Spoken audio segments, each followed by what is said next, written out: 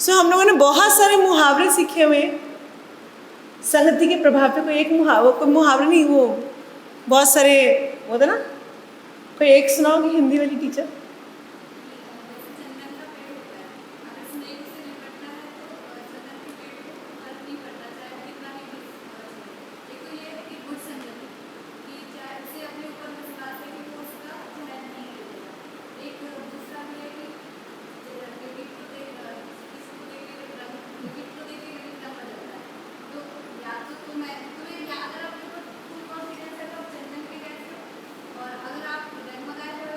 Okay, संगति का कुछ एग्जाम्पल दीजिए। आज तक आपने जितनी भी स्टोरियाँ सुनी हुई हैं उनमें संगति में किसी की अच्छी संगति या बुरी संगति से कोई ऐसी स्टोरी सुनाइए आज। दुर्योधन और शकुनी। शकुनी की संगति से दुर्योधन, जो एक छोटा बालक था, वो एक ईर्ष्यालु बन गया, और ईर्ष्यालु बन के उसने अल्टीमेटली पूरा का पूरा खानदान खत्म कर दिया, है ना? बिना वजह की जलन थी। मगर आप देख सकते हैं कि शकुनी की जब बहन गंधारी ने आंखों में पट्टी बांधी थी तो अपनी बहन को बहुत प्यार करता था, तो उसे कसम खाई थी कि जिस वंश में जा रही है उस वंश को मैं खत्म करके छोड़ूंगा। कोई और संगति प्रभाव सुनाए। एक शकुनी और दुर्योधन की हुआ, दुर्योधन ने संगति ली और उसकी वजह से दुर्योधन सब कुछ, अपनी ऑल क्वालिटीज उसकी खत्म हो गई। उसका नाम एक्चुअली सुयोधन था और अल्टीमेटली क्या बन गया? दुर्योधन। कोई और बताएंगे संगति प्रभाव? हरिदास ठाकुर की संगति में एक वैश्या भी आई और वैश्य ने सब कुछ करा, तब भी वो वैश्या क्या बन गई? एक शुद्ध भक्त बन गई। तो शुद्ध भक्त की संगति में एक वैश्या भी शुद्ध भक्त बन गई। गुड। और कोई संगति प्रभाव का कोई एग्जाम्पल?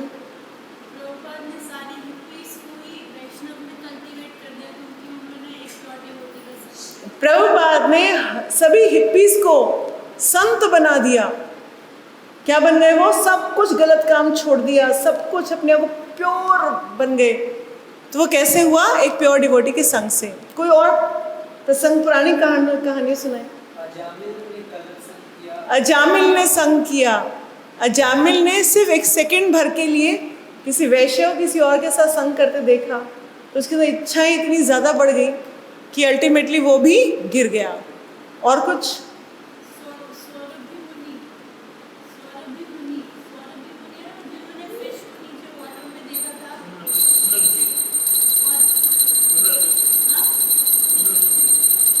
शाणक ऋषि, ये तो ध्यान नहीं आ रहा। मैं और एग्जाम्पल देती हूँ। मंथरा। मंथरा कैसा एग्जाम्पल है? जहाँ एक बेस्ट माँ, Kaikeyi was the best mother, एक सबसे अच्छी माँ। राम, भरत, लक्ष्मण, शत्रुघ्न चारों बच्चे बाकी अपनी दोनों माओं को इतना प्यार नहीं करते थे, केकई को करते थे। और सबसे अच्छी रानी, दशरथ महाराज की भी सबसे प्यारी रानी केकई ही थी। एक सबसे अच्छी क्वीन, वो वॉरियर भी थी। मतलब जब देवताओं और दशरथ का युद्ध हुआ तो दशरथ को बचा के लेके आई, है ना? और तब दशरथ ने वो खुश होकर कहा था कि अच्छा 2 वर मांग सकते हो आप कभी, तो उन्होंने कहा बाद में मांग लूंगी, अरे मुझे कुछ जरूरत नहीं है।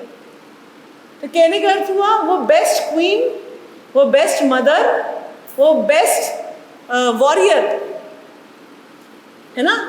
और बेस्ट पत्नी, सब क्या कन्वर्ट हो गई? सब चीज़ों के आगे वर्स्ट हो गया उसके नाम के आगे, सिर्फ कुछ क्षण के बुरी संगति के प्रभाव से, है ना?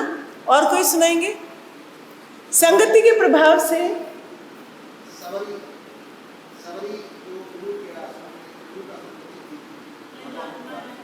शबरी, प्रहलाद महाराज के फ्रेंड्स भी भक्त बन गए थे। रत्नाकर डाकू से नारद मुनि के एक छोटे संग से वाल्मीकि जी बन गए। मृगारी नारद जी के छोटे से संग से क्रूर शिकारी के बजाय एक संत बन गए। तो इससे हमने देखा कि संग का कितना प्रभाव है। इसलिए हम कहते हैं साधु संग सर्व सिद्धि कर, सर्व हाँ शास्त्र कहे साधु संग सर्व शास्त्र कहे, लव मात्र साधु संग सर्व सिद्धि होए। लव मात्र, लव मतलब love means 1/14 of a second. अगर हम शुद्ध भक्त का संग 1/14 ऑफ अ सेकेंड भी ले लेते हैं तो भी सर्व सिद्धि होए, सब सिद्धियां हो सकती हैं। तो हमने कितने सारे एग्जाम्पल देखे।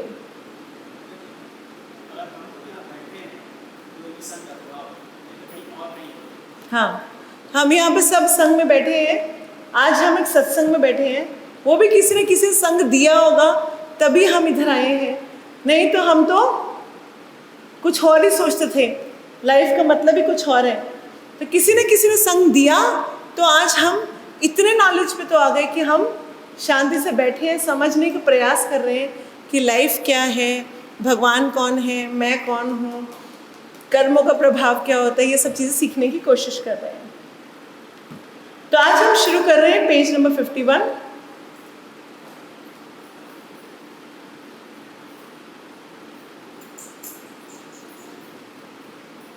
अच्छी संगति।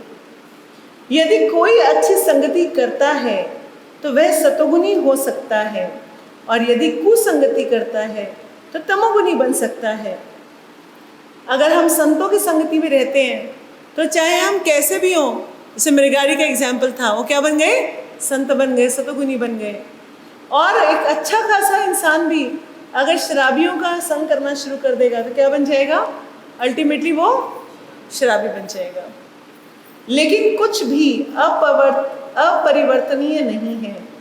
मनुष्य अच्छी या बुरी संगति से अपना स्वभाव बदल सकता है।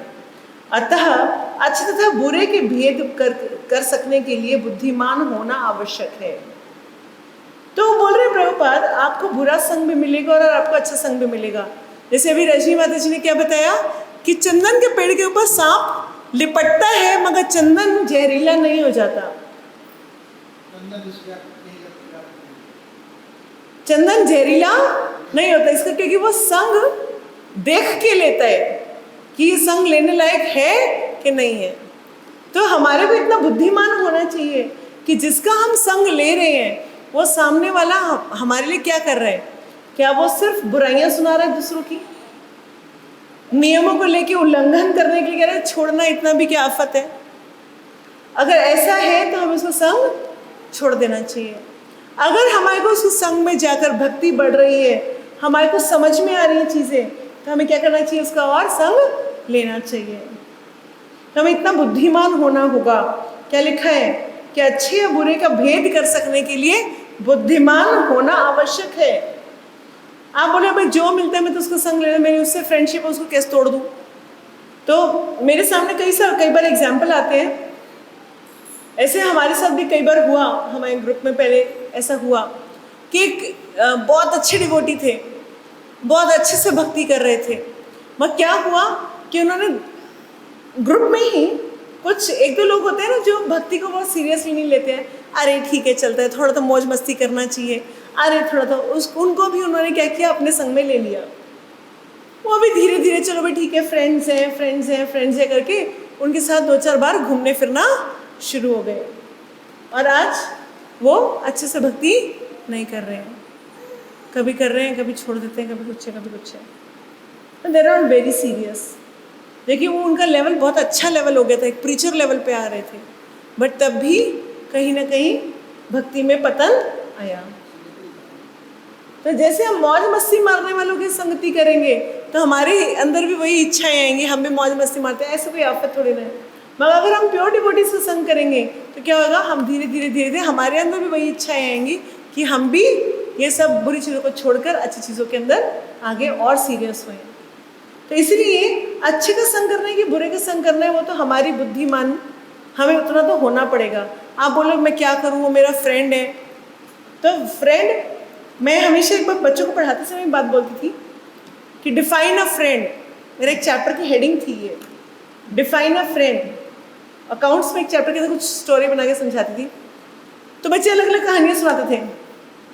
तो मैं हमेशा ये बोलती थी कि फ्रेंड वो होना चाहिए जो अगर हम अच्छा करें तो हमें सपोर्ट करे, और अगर हम बुरा करें तो हमें रोके। अगर हमसे कोई गलती हो रही है तो वो हमारे को डांटे पीटे लड़ाई करे मगर रोके। फ्रेंड का मतलब ये नहीं होता कि वो हर चीज़ में हमारा साथ देगा, वो अच्छे में हमें हमेशा सपोर्ट करेगा और बुरे में हमें रोकेगा। उसमें चाहे वो हमसे लड़ाई करे, जो मर्जी करे, बुरे में हमसे वो हमें वो रोकेगा। इसको क्या कहते हैं? फ्रेंड, दोस्त। तो दोस्त वो हमेशा ऐसे बनाना चाहिए जो हमारे को एलिवेट करे, मतलब ऊपर उठाए, नीचे ना गिराए। अगर कोई फ्रेंड ऐसा बन रहा है जो बोल रहा है अरे चलता है, कोई फर्क नहीं पड़ता, कोई फर्क नहीं पड़ता, क्या होता है इससे, तो हमें उसको संग क्या कर देना चाहिए? त्याग देना चाहिए। फिर आगे क्या कह रहे हैं? श्रेष्ठ संगति तो भगवान के भक्तों की सेवा होती है, और संगति से मनुष्य भगवान के शुद्ध भक्तों की कृपा से सर्वाधिक योग्य बन सकता है। जैसे कि श्री नारद मुनि के जीवन से देख चुके हैं कि केवल शुद्ध भगवत भक्तों की संगति के सर्वाधिक योग बन सके। मतलब नारद मुनि इतने बड़े भक्त कैसे बने कि जब वो छोटे बच्चे थे तो वो एक नौकरानी के बच्चे थे, और वहाँ पर उन्होंने क्या किया? भक्ति वेदांतों का उनके पास चतुर्मास में भक्ति वेदांत आकर के उनकी जो कुटिया के पास रहे, तो उन्होंने, उनकी माँ उनकी सेवा किया करती थी, उनके लिए खाना बनाती थी, उनके लिए सब काम करती थी। और वो जो छोटा सा नारद बच्चा था वो क्या करता था? 5 साल का बच्चा था, तो 5 साल का बच्चा क्या करता था? उनका उच्चिष्ट उनको खाने को मिलता था, और जो भी वो जप करते थे, कथा सुनाते, बड़े ध्यान से सुनता था। वो इतना छोटा सा 5 साल का बच्चा भी क्या हुआ? फटाफट फटाफट फटाफट भक्त बन गया। और जब वो 5 साल के बच्चे के साथ क्या हुआ? अकेली माँ के साथ जंगल में रहा करता था, तो कोई नहीं था। तो कुछ ही दिनों बाद क्या हुआ कि उस बच्चे की माँ को, वो माँ खेतों में गई, वहाँ पे एक सांप काट गया और उसकी माँ वहीं की वहीं मर गई। अब वो 5 साल का बच्चा, 5 साल का बच्चा कितना होता है? राधा कितने साल की है माता जी? 3 साल की है। 5 साल का। अभिनंदन कितने साल का है? 6 साल का। ठीक है, तो हमने कहा जी वो 5 साल का बच्चा था, लगभग अभिनंदन से थोड़ा छोटा था। अभिनंदन से छोटा बच्चा जंगल में अकेला है, विश्वम्भर जितना बच्चा जंगल में अकेला है, बिल्कुल अकेला। ना माँ उसकी मर गई है, पिता को कुछ पता ही नहीं है, हाँ कहाँ है, बिल्कुल ना कोई रिश्तेदार है ना कुछ है। तब भी क्योंकि उसे सिर्फ 4 महीने चतुर्मास में भक्तों का संग किया था, उनका उच्चिष्ट खाया था, तो बच्चे के अंदर इतनी अकल थी कि उसे क्या समझा कि ये जो कुछ भी हुआ है भगवान ने मुझे भक्ति में आगे लगाने के लिए किया है। तो वो क्या हुआ? भगवान को खोजने के लिए निकल गया, पहाड़ों नदियों जंगलों में वो भगवान को खोजने के लिए निकल गया, और साधना करता रहा, तपस्या करता रहा, और धीरे धीरे धीरे धीरे उसको क्या हुआ? भगवान के दर्शन हुए, और अगली बार वो क्या बन गए? नारद जी, ब्रह्मा जी के पुत्र नारद जी बन गए। तो कहने का अर्थ ये हुआ कि थोड़ा सा भी भक्तों का संग मिला तो 5 साल का बच्चा अगर यही सब कुछ एक बिना किसी ऐसे बच्चे के साथ होता जिसके भक्तों का संग ना मिला होता, तो वो तो वहीं पर रो रो के मर जाता। मगर उस बच्चे को इतनी चेतना आ गई थी कि उसको समझ में आया कि मेरे को ये जीवन भगवान को पाने में लगाना है। तो वो 5 साल का बच्चा जंगलों में निकल पड़ा और भगवान की भक्ति करने लगा। आपको बात समझ में आ रही है? तो नारद जी के साथ भी यही हुआ। खुद नारद जी के साथ वे जन्म में एक दासी के पुत्र थे, वही कहानी सुना रहे हैं, है ना। वे अपने पिता तक को नहीं जानते थे और ना उनमें न्यूनतम शैक्षिक योग्यता थी। केवल भक्तों की संगति करने से, उनकी झूठन खाने से उनमें उत्तरोत्तर भक्तों का दिव्य गुण आते गए। ऐसी संगति करने के कारण उनमें भगवान का दिव्य महिमा को सुनने और कीर्तन करने की प्रवृत्ति स्पष्ट होती गई।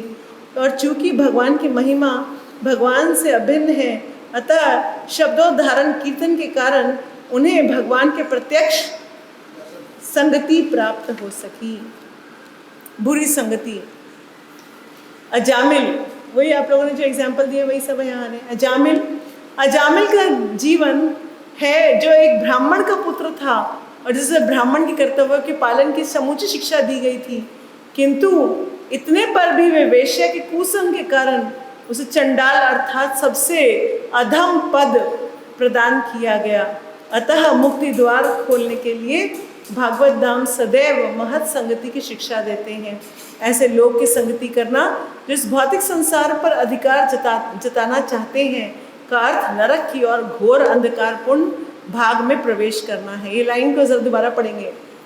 ऐसे लोगों की संगति जो इस भौतिक संसार पर अपना अधिकार जमाना चाहते हैं का अर्थ नरक की और घोर अंधकारपूर्ण भाग में प्रवेश करना है। कहाँ प्रवेश करना है? नरक में। किन की संगति करने से? जो भौतिक संसार पे अधिकार जमाना चाहते हैं। ऐसे लोग कितने हैं? ज्यादा सारे हैं, ज्यादा सारे हैं। हम सब इस भौतिक प्रकृति पर क्या करना चाहते हैं? अधिकार जमाना चाहते हैं। मनुष्य को चाहिए कि महापुरुष की संगति द्वारा अपने को ऊपर उठाए। जीवन सिद्धि का यही मार्ग है। अब नेक्स्ट प्रश्न उठ रहा है कि बुरी संगति के प्रति आसक्ति कैसे छोड़े। कभी कभी हम बुरी संगति में फंस जाते हैं। श्री श्री जगन्नाथ बलदेव सुभद्रा महारानी की जय। आज कृति माता जी हम सबके लिए लड्डू बना के लाएंगे। हलवा? ओके, हलवा बना के लाएंगे।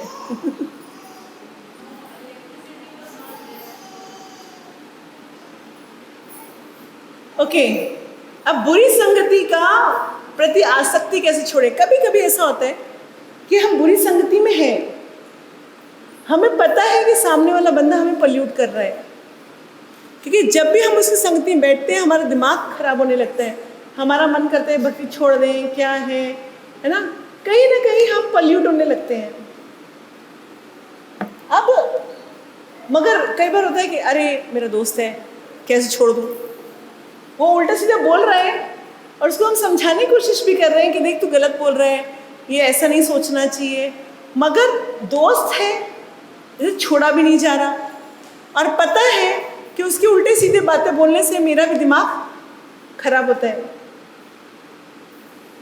वैसे मेरे को लगता नहीं है कि यहाँ पे ऐसा कोई संगति है, मगर फिर भी हर इंसान के पास थोड़ा बैड संगति होती है। कभी कभी और नहीं तो हम टेलीफोन के द्वारा बैड संगति ले लेते हैं। किसकी? अभक्तों की, है ना, जो बोलते हैं अरे कहाँ फंसी हुई है, तो क्या कर रही है, इससे अच्छा तो तू ये आ जा, तू ये खा ले, ये कर ले, कहाँ फंसे हुए हो तुम लोग, कहाँ रह रहे हो, इतनी गर्मी है, इतना ये है, मतलब उस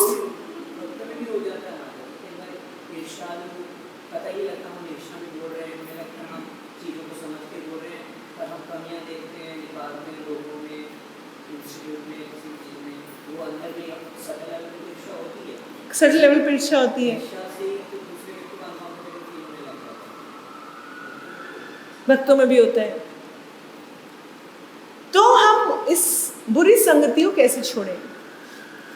तो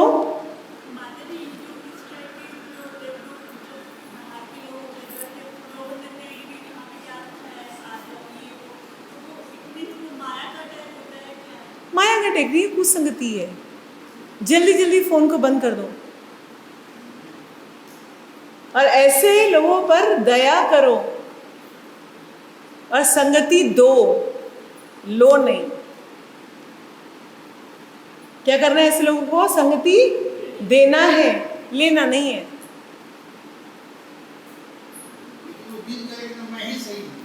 तो फिर उन बहस मत करिए, बहस मत करिए, उनसे बात छोड़ दीजिए, डिस्टेंस बनाइए, डिस्टेंस बनाइए। क्योंकि अगर आप सपोज करो आप उनसे डिस्टेंस भी नहीं बनाते हो और वो समझते भी नहीं किसी भी चीज़ को, संगति लेना भी नहीं चाहते, तो क्या करेंगे? वो आपको पल्यूट कर देंगे, आपको पल्यूट करेंगे। दिमाग घूमेगा ही घूमेगा उनसे बातें करने के बाद। तो हमें क्या करना चाहिए, हमें डिस्टेंस मेंटेन कर लेना चाहिए।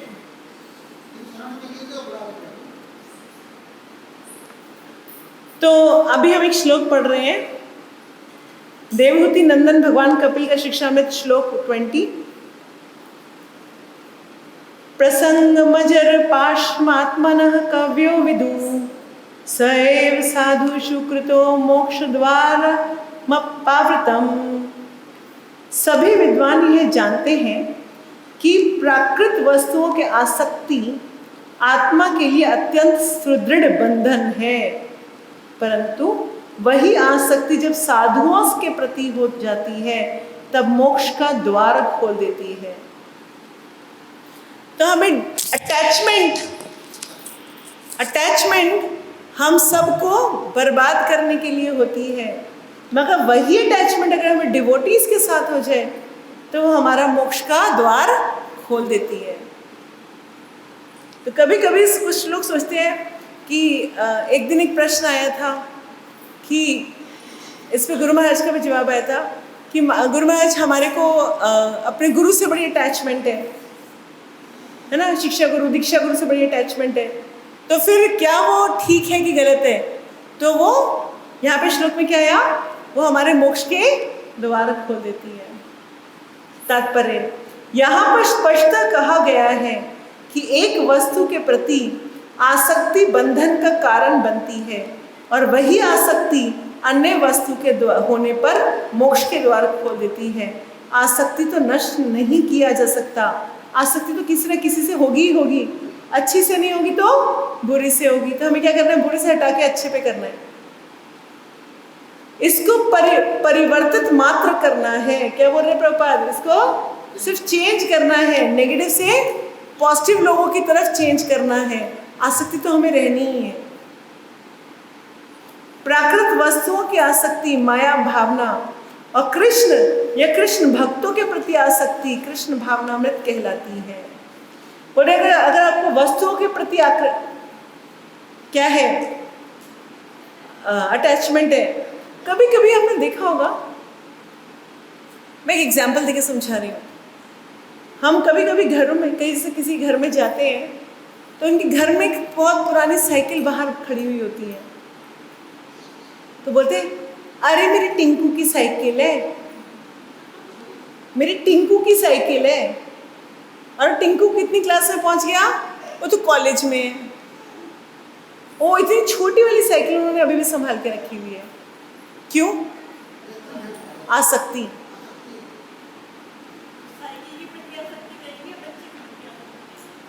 वो बच्चे के प्रति आसक्ति है साइकिल की रिप्रेजेंटेशन में। कभी कभी हमने ये भी देखा होगा, कुछ लोग कूड़ा भी संभाल के रखते रहते हैं, ये भी रख लेते हैं, वो भी रख लेते हैं, अरे काम आ जाएगा, अरे ये हो जाएगा, अरे ये हो जाएगा, इतने के लाएंगे दो। बहुत बेकार की चीज़ें भी संभाल के। जो लोग यूज़ करना जानते हैं उन चीज़ों को तो ठीक है, ओके। आप बोलते हैं मैं तो इसके साथ, जैसे मैंने अपने घर में एक जार बना रखा है जिससे पिस्ते के छिलके भर रखे हैं बहुत सारे। तो बोलते क्यों कर रहे हो पिस्ते के छिलके, क्यों?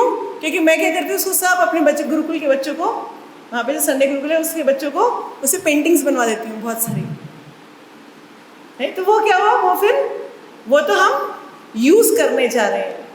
मगर कभी कभी क्या होता है, हम सिर्फ फालतू की चीज़ें इकट्ठी कर रहे होते हैं और उसका कोई यूज़ नहीं होता, बस रख रहे होते हैं कि नहीं खराब हो जाएगा, नहीं हमारा पुराना, अरे मेरे पुरानी माँ की दी हुई साड़ी है मैं कैसे फेंक दूँ, है ना, अरे मेरी तो शादी में आई हुई चीज़ है मैं इसको कैसे निकाल दूँ। इस तरह की चीज़ें हमारे को बहुत ज़्यादा हमारी आसक्ति की रिप्रेजेंटेशंस होती हैं। तो हमारा क्या करना चाहिए, ये माया के प्रति आकर्षण है तो हमें इसको छोड़ देना चाहिए। अब आप बोलो मेरी शादी की साड़ी में क्या करूं, रखी हुई है जी, संभाल के रखी हुई है, तो क्या करना चाहिए, किसी ऐसे बच्चे को दे देना चाहिए जिसके आगे शादी हो रही है, गरीब है, ताकि उसके काम आ सके, क्योंकि अब तो आपने पहननी नहीं है उसको, तो आपने सिर्फ उसको अटैचमेंट की फॉर्म में रखे रहेंगे, यादगार है, पता नहीं क्या क्या चीज़ें हम यादगार बना के रख लेते हैं। सो दिस इज़ क्या, माया के प्रति आसक्ति हैं ये सारी। हमें क्या करना चाहिए? भगवान और भगवान के भक्तों के प्रति आसक्त होना चाहिए, और इससे हम भक्त बन जाते हैं। अतः भावना चेतना की आसक्ति का धरातल है। चेतना की आसक्ति का धरातल क्या है? भावना। हम किसकी तरफ क्या भाव रख रहे हैं। यहाँ यह स्पष्ट वर्णन है कि जब हम अपनी चेतना को प्राकृत चेतना से कृष्ण भावनामृत की परिवर्तित करके निर्मल कर देते हैं, तब हम मुक्ति प्राप्त कर लेते हैं। जब हम क्या करते हैं, प्रभु जी ने बिल्कुल एग्जाम्पल ठीक दिया। एग्जाम्पल क्या है? तुलसीदास, सूरदास, तुलसीदास जी को अपनी पत्नी से बहुत प्रेम था, है ना। उनको मिलने के लिए वो अपने मायके चली गई, उनसे रहा नहीं गया। वो क्या किए, नदी पार करके सांप को रस्सी समझ के, डेड बॉडी के ऊपर लकड़ी समझ के सब पार करके अपनी वाइफ के पास पहुंच गए, घोर बरसात में। और जब रात को इतनी 12 बजे दरवाजा खटखटाया तो वाइफ ने उनको बोला, अगर इतनी प्रेम अगर राम के प्रति कर लिया होता तो तुम्हारा उद्धार ही हो जाता। और तुलसीदास जी वहीं के वहीं उल्टे पांव मुड़ लिए और उसके बाद संत बन गए, है ना। तो क्या हुआ, जहाँ वो एक्चुअली उनकी वाइफ तो एक संत थी, तभी तो उन्होंने बोला ऐसा, नहीं तो एक वाइफ को तो बहुत अच्छा लगेगा, अरे वाह देखो सांप को लटक के आ गए, हाँ, है ना। तो वो तो बड़ी खुश होएगी। मगर वो भी उनकी गुरु बन गई और अल्टीमेटली क्या हुआ, वो भगवान के नाम के प्रति आसक्त हो गए और अल्टीमेटली तुलसीदास जी बन गए। तो क्या हुआ आगे, कुछ लोग आसक्ति त्याग देने का मत देते हैं, कुछ लोग बोलते हैं आसक्ति छोड़ दो। तो प्रभुपाद कह रहे हैं आसक्ति छोड़ना सोल्यूशन नहीं है, आसक्ति आप छोड़ ही नहीं सकते। आसक्ति करना हमारा स्वभाव है। जब भक्ति की स्टेजेस पढ़ते हैं उसमें भी एक आसक्ति वर्ड आता है। जब भक्ति की स्टेजेस पढ़ते हैं उसमें भी एक वर्ड क्या आता है, आसक्ति, भाव, प्रेम। आसक्ति तो बहुत ऊपर वाली चीज हो गई। तो क्या करना है, हमें सिर्फ माया की आसक्ति छोड़कर भगवान और भक्तों के प्रति आसक्ति करनी है। और जब हम भगवान या भक्तों के प्रति आसक्ति होना शुरू हो जाएगी तब हम सीधा भाव और प्रेम की स्थिति पे आ जाएंगे। सब खत्म, सारे नर्थ खत्म। मगर अभी हमें भगवान से आसक्ति नहीं है। है किसी को? चीजों से आसक्ति है। मेरे कभी कभी होता है, बहुत चीजें होती हैं हमारी लाइफ में जिनसे हमारे को आसक्तियाँ होती हैं। ये तो मेरी सास की दी हुई है, ये तो मेरी माँ की दी हुई है, ये तो मेरे उधर का है ना, ये उसने गिफ्ट किया था, है ना, अरे ये तो मेरा है। ये सब चीज़ें जहाँ आसक्तियाँ बनती रहती हैं तो ये हमारे को नीचे गिराने के लिए बहुत होती हैं। आगे चल रहे हैं, हम देखते हैं कि जब किसी व्यक्ति के लिए आसक्ति का कोई विषय नहीं रहता, यदि उसकी संतान नहीं है तो वह अपनी आसक्ति को कुत्ते और बिल्लियों में स्थानांतरित कर देता है। ये आजकल हम देख रहे हैं कि कई बार क्या होता है, बच्चे अमेरिका चले गए, कहीं चले गए तो वो क्या करते हैं, डॉग्स पाल लेते हैं। यह दिखलाता है कि आसक्ति की प्रवृत्ति को रोका नहीं जा सकता। मतलब हमने किसी न किसी प्रति आसक्त तो होना ही है। सर्वोत्तम उद्देश्य के लिए उसका उपयोग किया जा सकता है। प्राकृतिक वस्तुओं की आसक्ति से हमें हमारे माया बंधन को निरंतर विद्यमान रखती है, परंतु वही आसक्ति भगवान या उनके भक्तों के प्रति लगाने पर मुक्ति का कारण बन सकती है।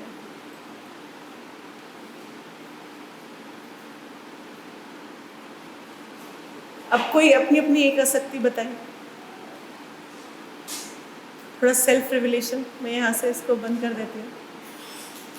सब लोग अपनी अपनी एक आसक्ति बताएं जो आज आप छोड़ देंगे।